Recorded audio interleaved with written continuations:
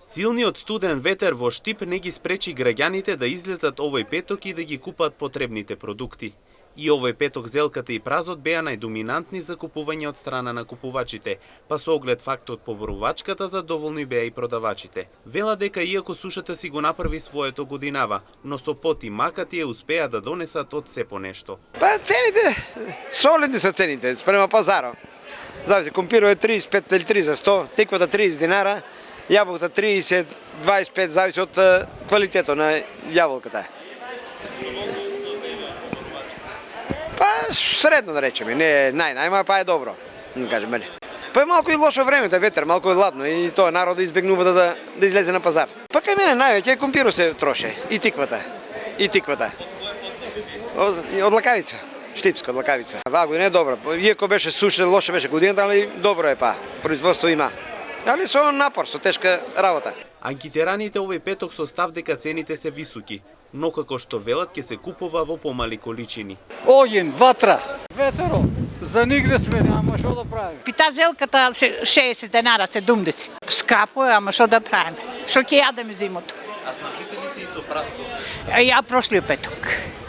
Зелка купи и прас, прошлиот петок. Па сега јабучки, пиперче нешто ако најдам. Ориз треба да купам, други работи, така. Што е сезоната сега да се јаде? Се јаде. Овошје ќе купам повеќе.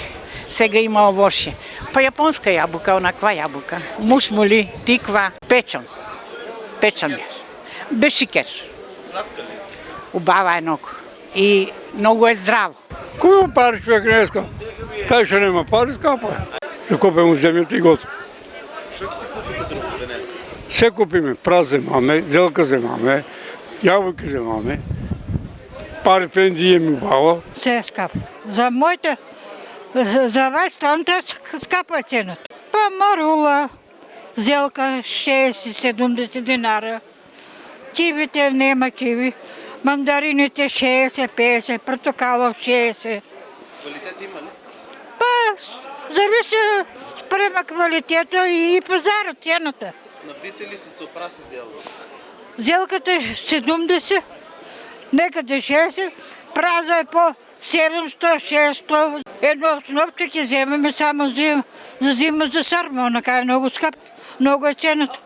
Лане ја праза го земеше по 300, сега 700-600.